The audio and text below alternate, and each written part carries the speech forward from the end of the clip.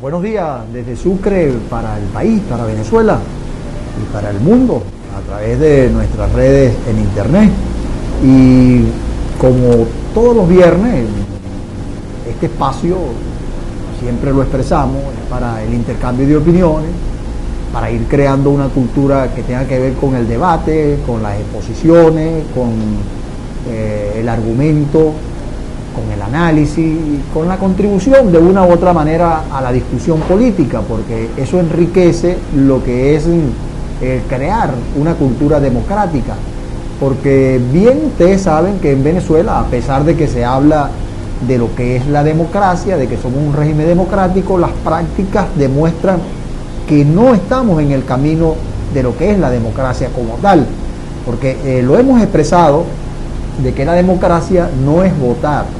Si algo nosotros le criticamos a la vieja república, a la conocida cuarta república, era que utilizaban a la gente única y exclusivamente para el voto. Se acordaban del momento de la gente de votarla, de votar, e inclusive mucha gente la trasladaban al sitio o al centro de votación, y luego después de votar, inclusive la gente las dejaban en el mismo sitio. Movilizaciones para mitines en las grandes capitales del país y de los estados. Entonces trasladaban a la gente de sus puntos de origen y los dejaban luego de que terminaba la concentración o el meeting allí a la deriva. Entonces eso demuestra que a la gente se respeta, a la gente se tiene que respetar. Y hay una particularidad que nosotros recogemos en nuestra Constitución, y de ese artículo 3 del cual yo le hablo siempre con frecuencia, es el que tiene que ver con la dignidad humana, el respeto a la dignidad humana.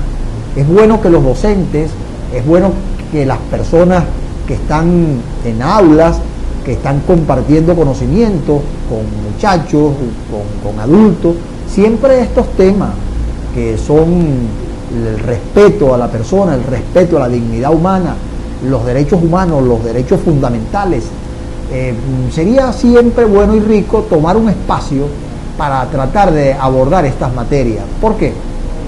Porque a la hora de la confrontación de las ideas, bueno, la gente tiene que saber que nosotros tenemos una pluralidad, y dentro de la pluralidad, para que haya la pluralidad de pensamiento y de ideas, uno tiene que ser tolerante,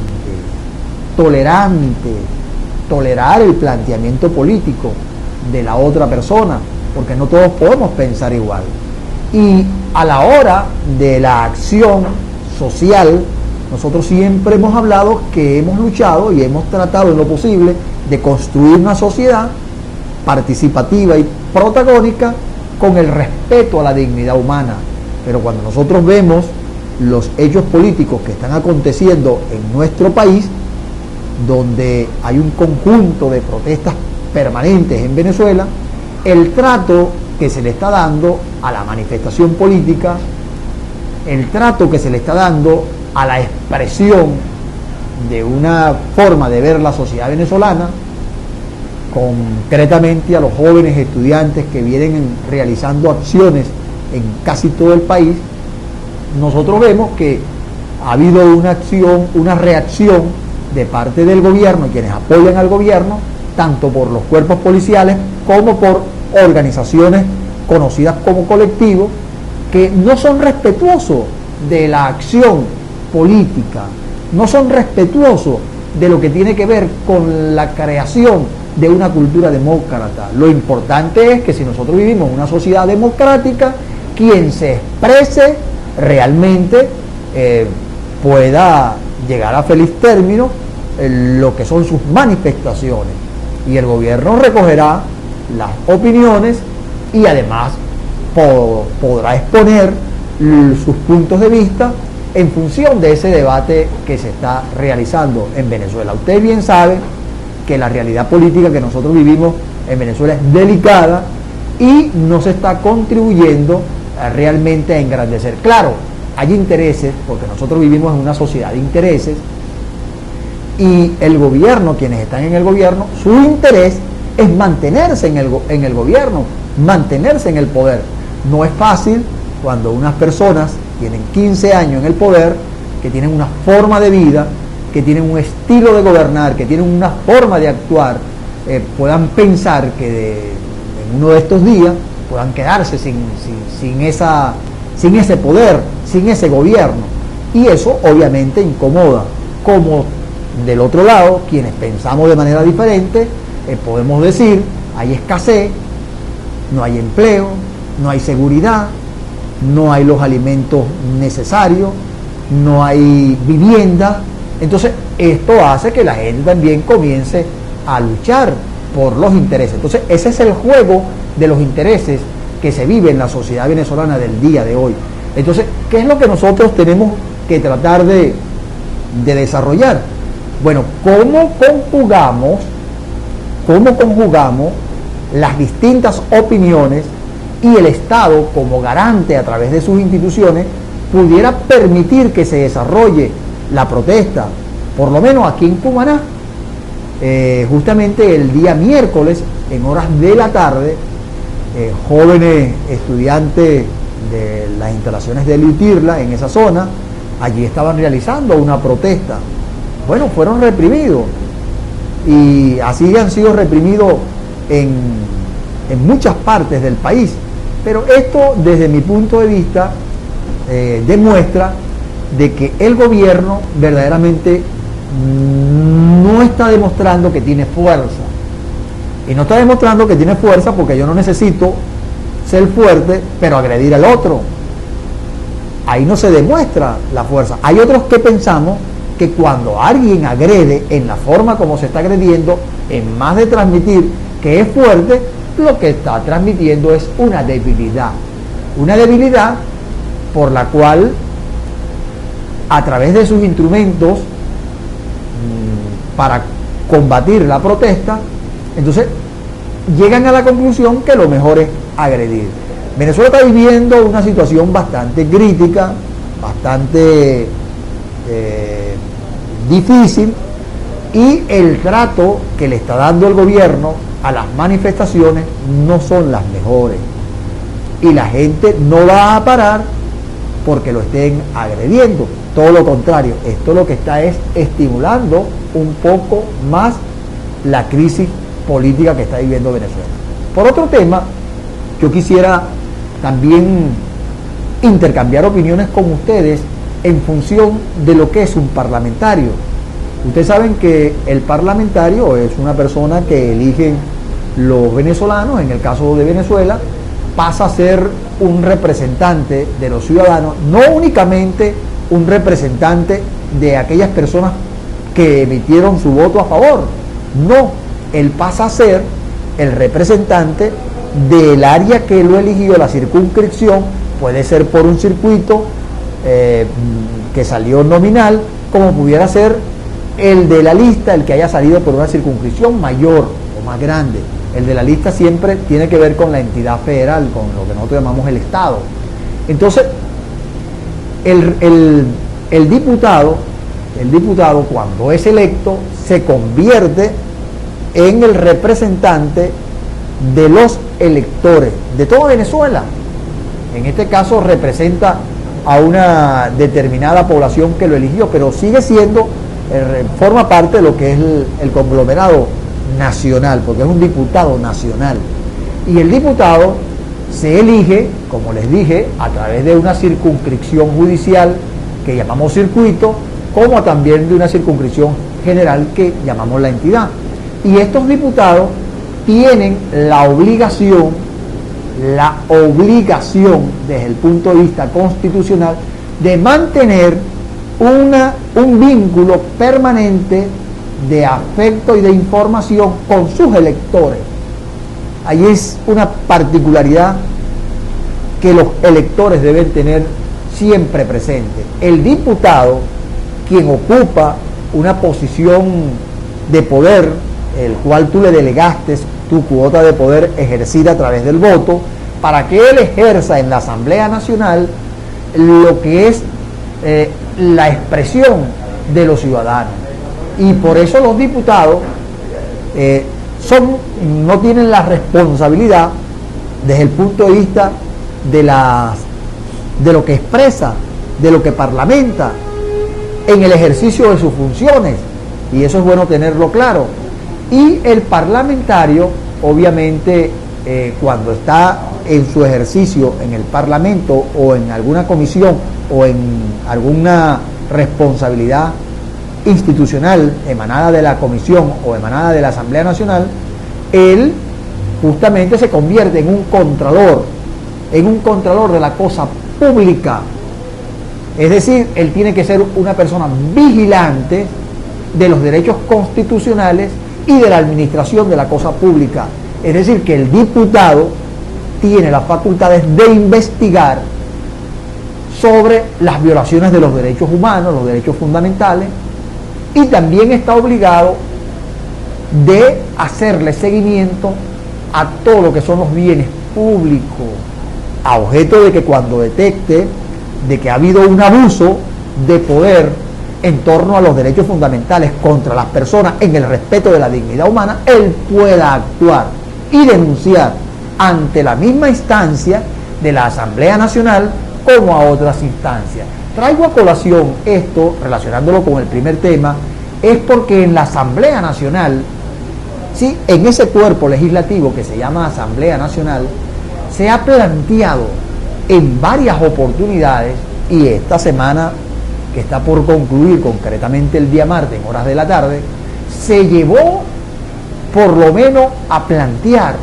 en el Parlamento la necesidad de que los diputados pudieran abordar la materia de las protestas y que se pudiera discutir lo referente a las violaciones y a las torturas que se han presentado de estas manifestaciones. Y usted sabe lo que dijo el Parlamento Nacional por mayoría, la mayoría del gobierno obviamente, de que esa materia no se iba a discutir. Es decir, que siguen atropellando a los estudiantes y a los venezolanos por los cuerpos policiales, no se les garantizan los derechos humanos, y entonces resulta que los diputados no aceptan discutir, la mayoría de los diputados del gobierno no aceptan discutir ese tema en la Asamblea Nacional.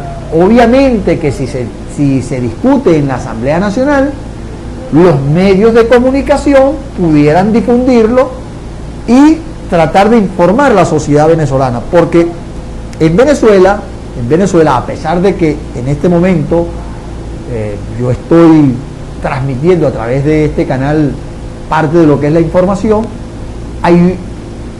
está coartada lo que dice nuestro derecho constitucional sobre lo que son la información veraz y oportuna.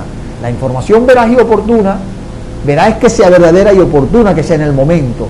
No es lo mismo que se ha informado a través de los medios de comunicación una materia como lo que tiene que ver sobre los derechos humanos y que esté aconteciendo, que me lo pasen en este momento, en los actuales momentos, cuando está aconteciendo, a que lo tengan que transmitir luego de 6 horas, 8 horas por los noticieros. Eso crea realmente problemas desde el punto de vista de la comunicación, porque no está siendo una información registrada en el momento oportuno. Entonces, la Asamblea Nacional, los diputados del gobierno, no han querido abordar la materia de lo que está pasando en el país desde el punto de vista de las protestas y las violaciones a los derechos humanos y la tortura. Esto es una materia que tiene que discutirse. Se tiene que discutir para que haya sanciones. Se tiene que discutir igualmente que además de las sanciones, de evitar que en hechos venideros de protesta se actúe de la misma manera, porque inclusive sería bien interesante comenzar a discutir en Venezuela cuáles son los gobiernos más represivos que ha tenido Venezuela en los últimos años. Y yo sin duda lo digo desde el punto de vista de conocedor de la materia, en mi caso de historiador y un hombre ubicado siempre en el campo de la política y conocedor del derecho, en mi condición de abogado. Justamente uno de los gobiernos más represivos que ha tenido la sociedad venezolana ha sido este gobierno. Represivo. Ha sido un gobierno represivo.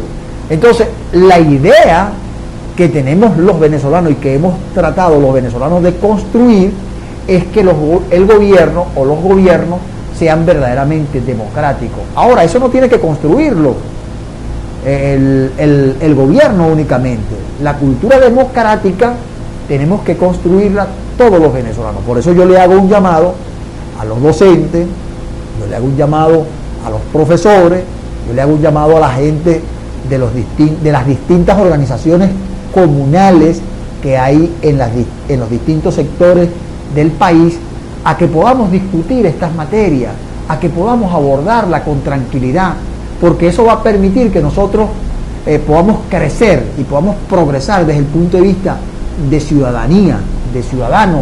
Eso engrandecería la cultura política en Venezuela. Nosotros tenemos un reto, y el reto que tenemos es tratar de hacer una sociedad avanzada, pero para hacer una sociedad avanzada tenemos que manejar el conocimiento, y además de manejar el conocimiento tenemos que actuar en función del deber ser, no única y exclusivamente, sino desde del deber ser de la sociedad como tal. Y ese es el rol que nosotros tenemos que jugar en estos tiempos. Entonces, los diputados que tienen ese rol de manejar la información, que tienen el deber de mantener informado a sus electores, deben presentar también anualmente un informe de gestión del año que ha transcurrido para rendirle cuenta a los ciudadanos que votaron por él, a objeto de que pueda decirle: mira, ese poder que tú me transmitiste o me delegaste, yo he cumplido con estas funciones en el Parlamento y en mi vida parlamentaria, pues, y durante mi gestión. En el caso del Estado Sucre, yo lo digo sin ningún tipo de problema, así lo he expresado en otros programas y vuelvo a recogerlo nuevamente. Para mí en el Estado Sucre verdaderamente no hay diputados, y lo digo responsablemente.